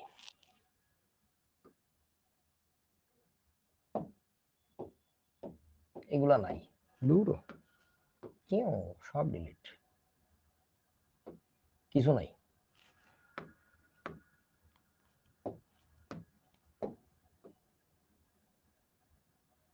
নাই, এবার তুই একটু চিন্তা করে দেখ। ধর এই ধর এই পিস্টনটাকে, দূর এই পিস্টনটাকে আমি একটু উপরে উঠাই, এই যে আয়তন বাড়ায় দিলাম, এই যে পিস্টনটাকে উপরে উঠাইছি, আয়তন আগে যেখানে ছিল তার চেয়ে কি করছি, বাড়ায় দিছি। তাহলে ভিতরে যে গ্যাসটা ছিল, যে যতখানি চেপে ছিল, সেই চাপটা এবার কি হবে, কমে যাবে না? আমার কথা কি বুঝছো?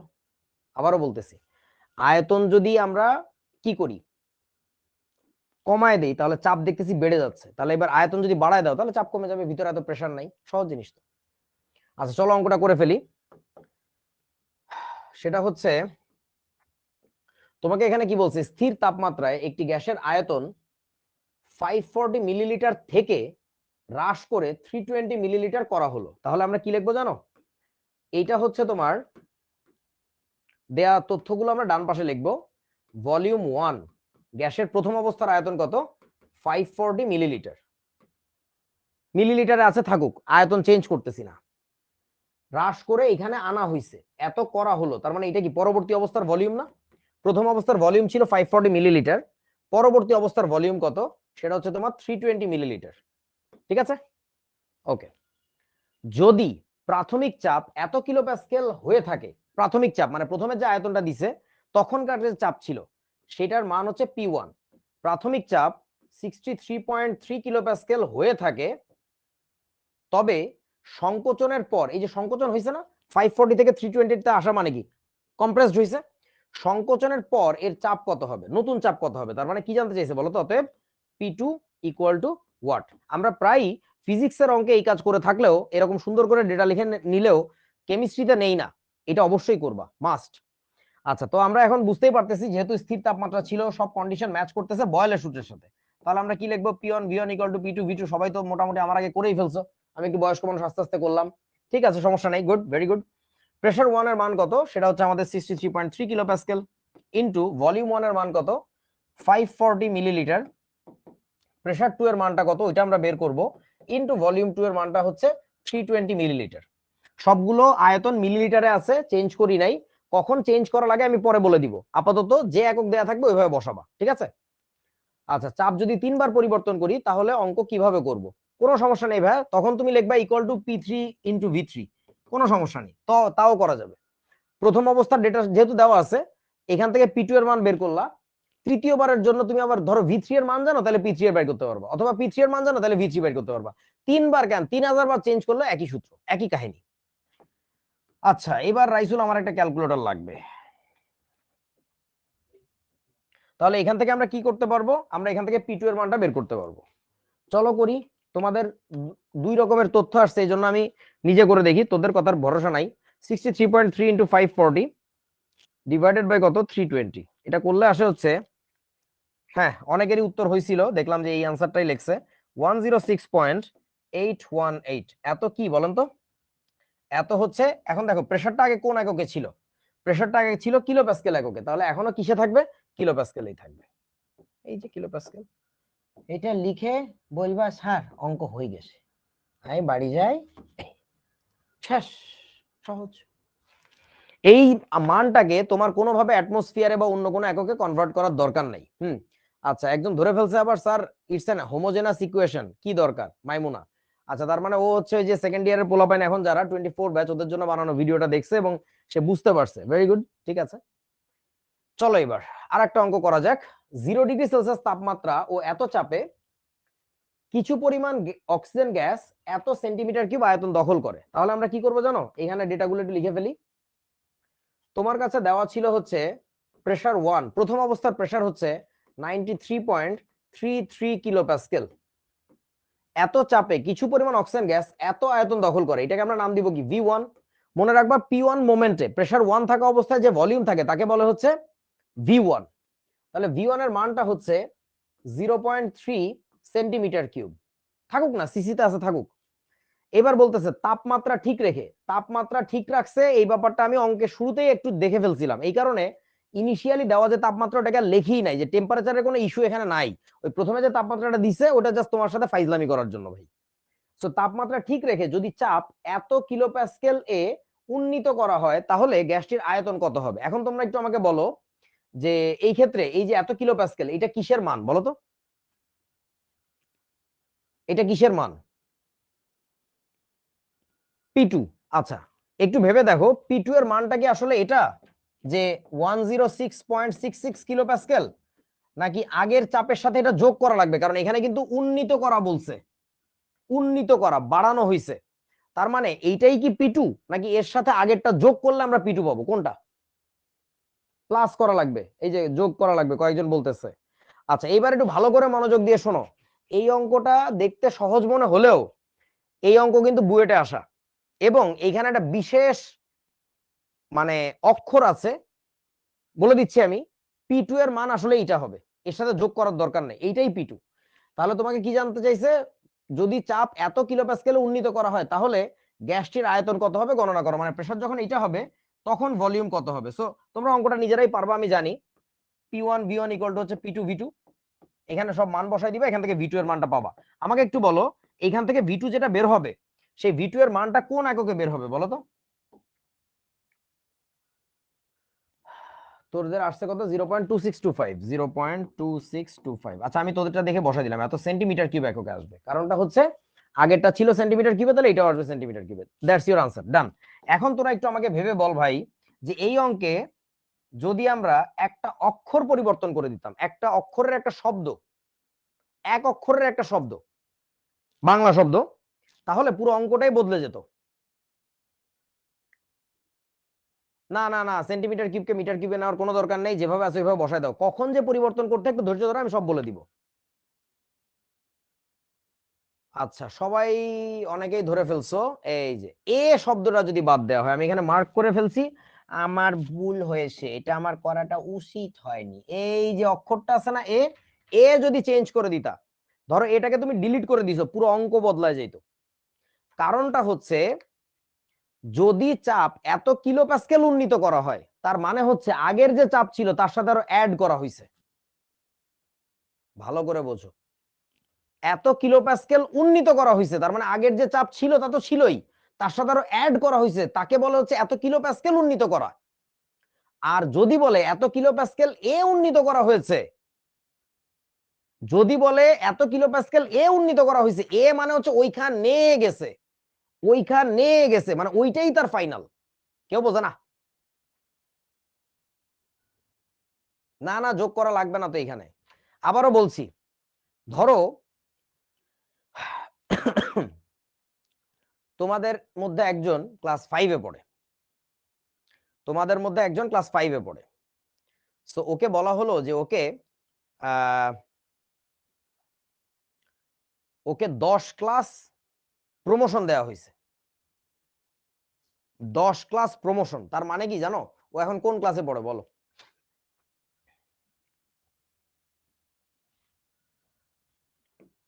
একজন পড়ে ক্লাস 5-এ, তাকে 10 ক্লাস প্রমোশন দেয়া হলে সে এখন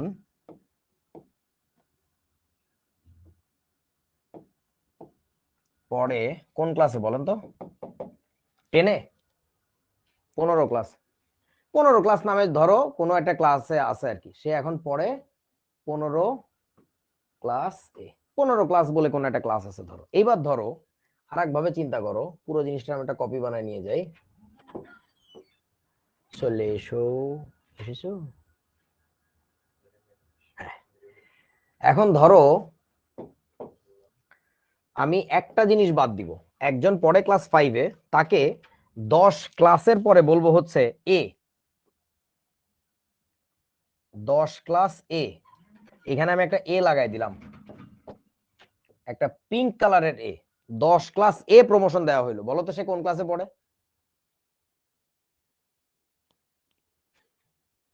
বলো বলো বলো।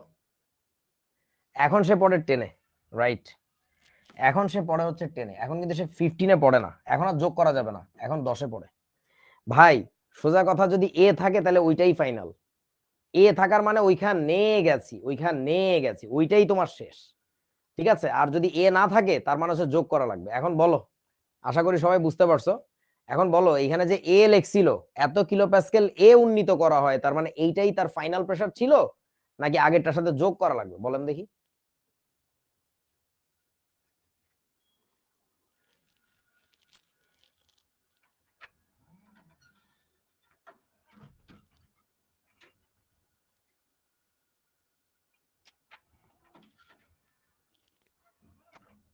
গরুরা এখনো লিখতেছে 10 10 10 10 10। আমাকে একটু বল, এখানে যদি যেহেতু এ আছে, এ থাকার মানে কি আমরা কি যোগ করব নাকি করব না? বলেন। গরুরা এখনো টেনে টেনে, ও অনেকে কমেন্ট করতেছে এই কারণে। ভাই রে, শেষই হয় না। আল্লাহ। আচ্ছা, তাহলে এখানে যেহেতু এ ছিল, তাহলে এখানে যোগ করার কোনো দরকার নাই।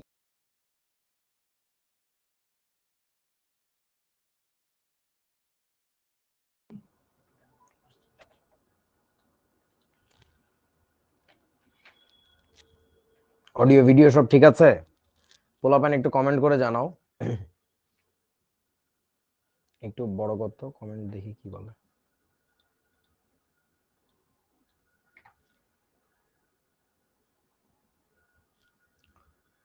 আচ্ছা, ওকে, দেখো তোমার গ্যাসের পাত্রে একটা মার্বেল ছিল। তো সলিড মার্বেলটা যেখানে আছে, তোমাদের কি মনে হয় ওখানে কোনো গ্যাস আছে? এই সলিড মার্বেল যেখানে আছে, এখানে কি কোনো গ্যাস আছে আসলে? এই মার্বেলটা তো সলিড, তাই না? এখানে তো কোনো গ্যাস নাই।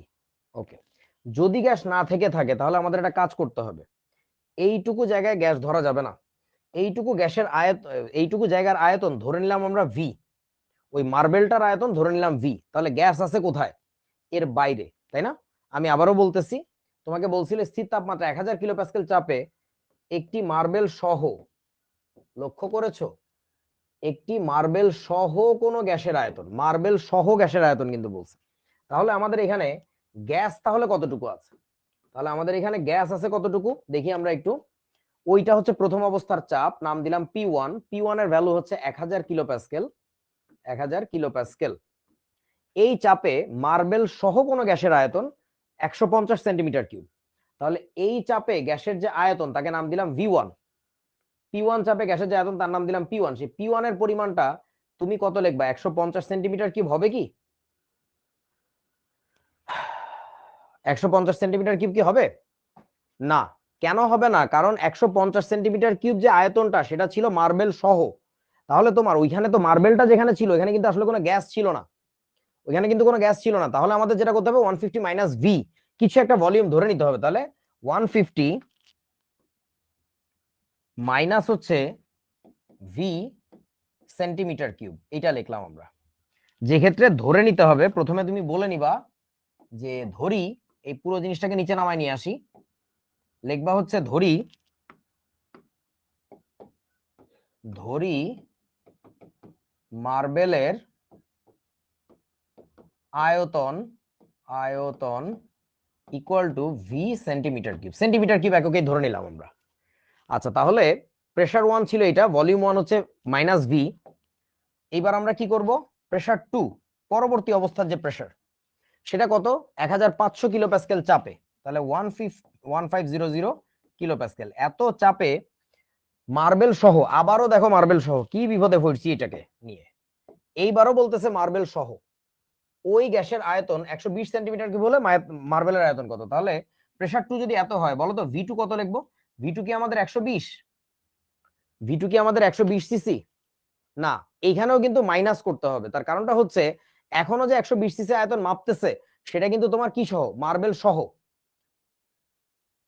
কথা কি বুঝছো আমার?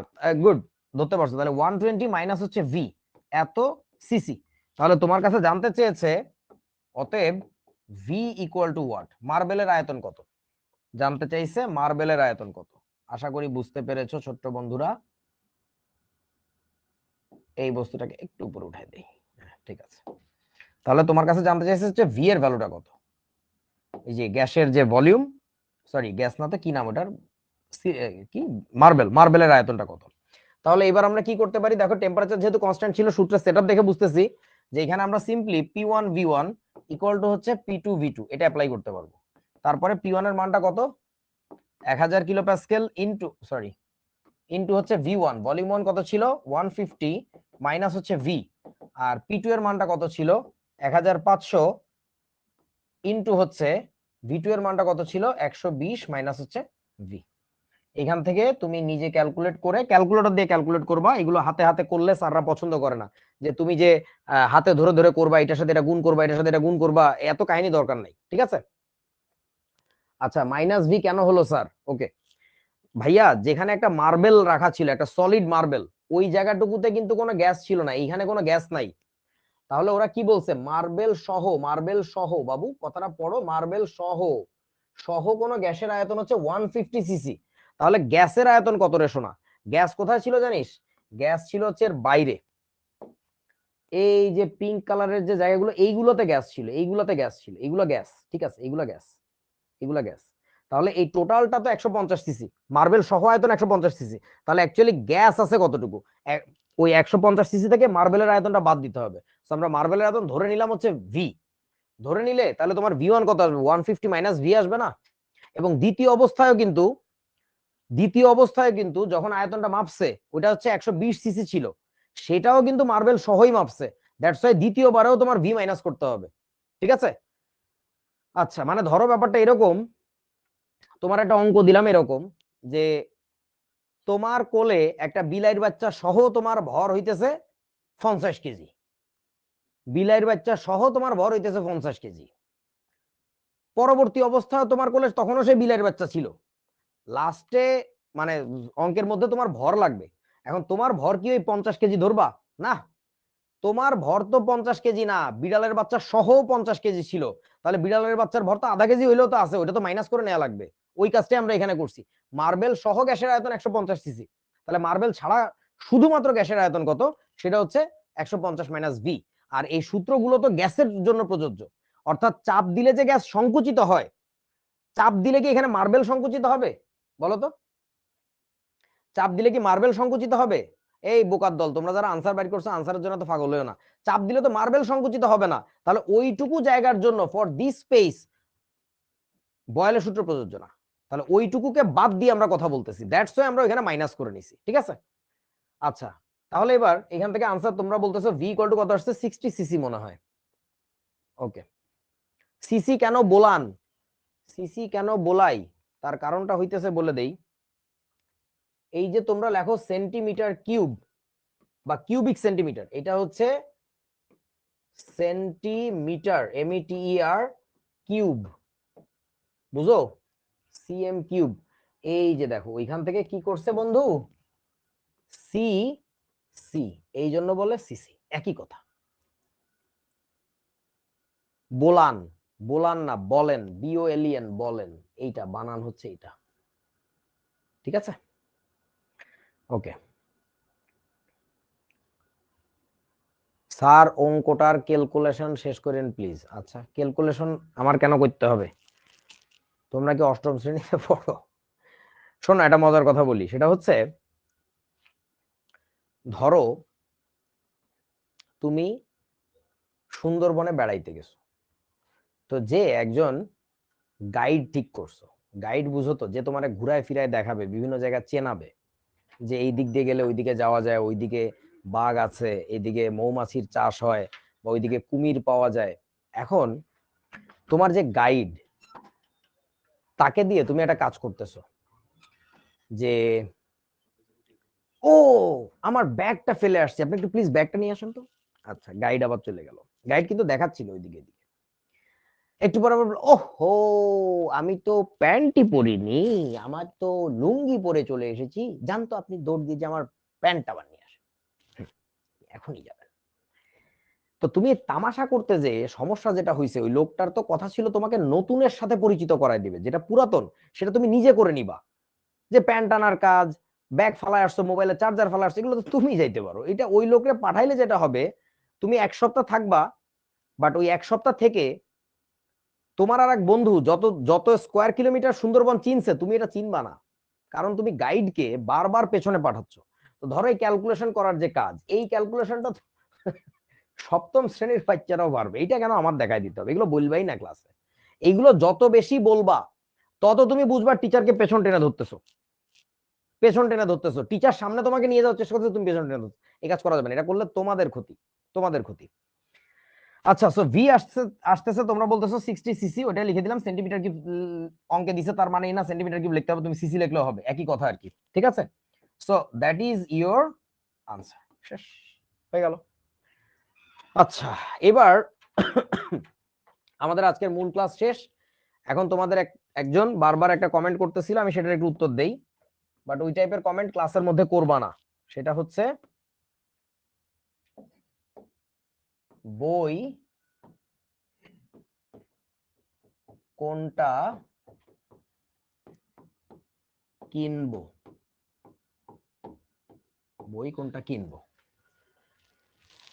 উত্তর হইতেছে তোমার মন যেটা চায়, যেটা চায়। তোমার কি টাকা আমি দিয়ে দিব? না ভাই, কোনোদিনও দিব না। তো তাহলে আমি কেন বলে দিব? আমি বলে দিব কারণ আমার অভিজ্ঞতা বেশি। আচ্ছা, একক নিয়ে আজকে কোনো আলোচনা করব না, ট্রাস্ট মি। একক নিয়ে তোমরা ওস্তাদ হয়ে যাবা, সবচেয়ে বড় ওস্তাদ হয়ে যাবা ইনশাল্লাহ বাংলাদেশের মধ্যে। কারণ একক নিয়ে আমি যত মাতামাতি করি, তুমি ইউটিউবে সার্চ করে দেখো, ওই একক পরিবর্তন নিয়ে আল্লাহ দুনিয়ার আর কেউ কথা বলে নাই, ওই আমি একাই বলছি। কারণ আমি খেয়াল করছি যে এটার পরিবর্তন করতে না পারার কারণে কত স্টুডেন্ট কত অঙ্কে ভুল করে। সো ব্যাপারটা হচ্ছে এটা নিয়ে কোনো পেরেশানি খাও না, জাস্ট রিল্যাক্স ব্রো, সবচেয়ে ওস্তাদ হয়ে যাবা তুমি। ঠিক আছে, একক নিয়ে কোনো সমস্যা নেই আর কি। দেখো, এখন বই কোনটা কিনবো, যার যেটা মন চায় কিনতে পারো, কিন্তু আমার ব্যক্তিগত পছন্দ হচ্ছে, আমার পরামর্শ থাকে আমার স্টুডেন্টদের জন্য, সেটা হচ্ছে লিংকন স্যারের বই,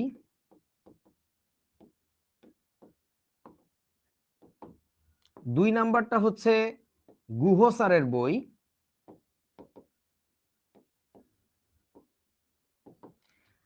তিন নাম্বারটা যদি চাও, তোমার বাপের যদি মেলা টাকা থাকে, টাকা খরচ করার জায়গা না পাও, তাইলে হাজারি স্যারের বই, হাজারি স্যারের বই। আর যদি টাকা খরচ করার আরো সুযোগ থাকে, আমার নাম্বারে বিকাশ করে দিও। কারণ বর্তমানে বইয়ের যে দাম, ভাই রে ভাই।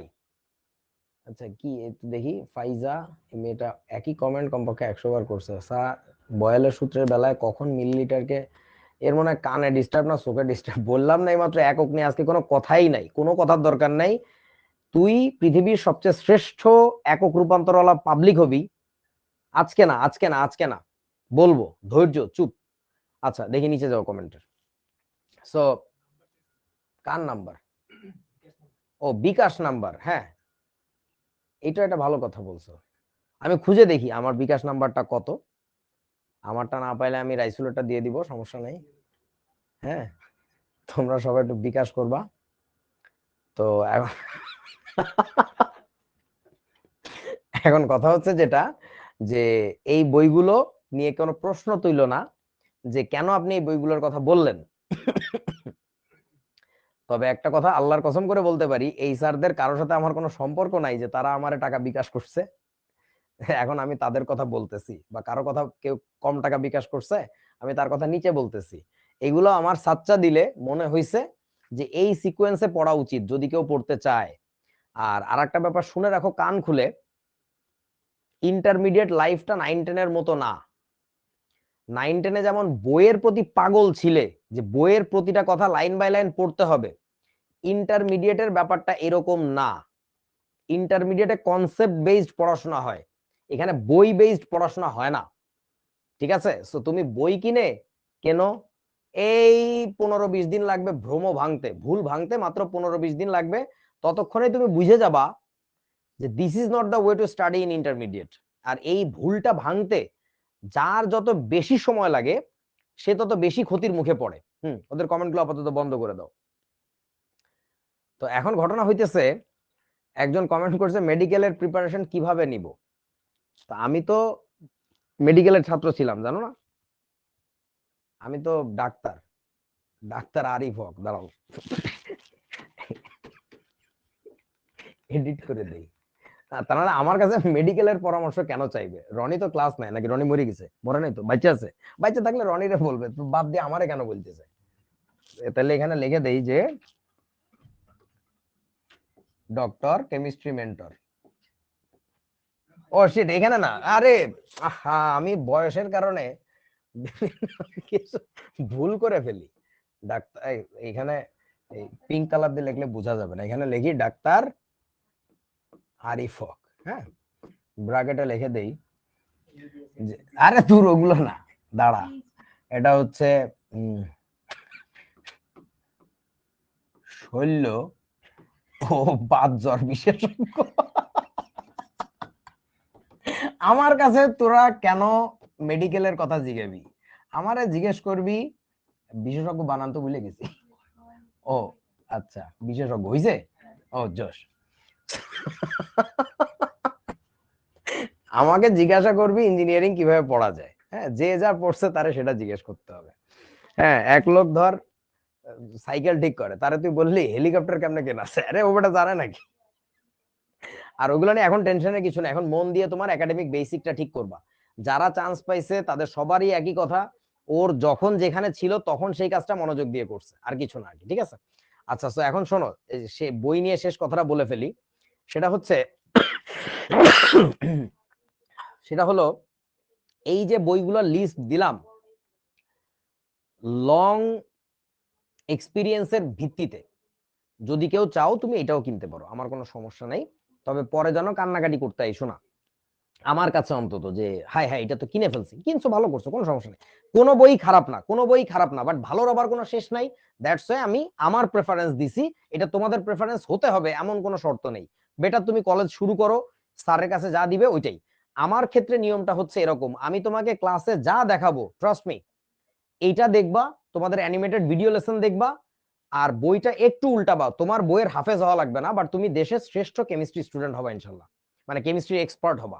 সো এটার মুখের কথা বলতেছি না, পৃথিবীর বর্তমানে যে সবচেয়ে ভালো কেমিস্ট্রি স্টুডেন্ট, সে সরাসরি আমার ছাত্র ছিল।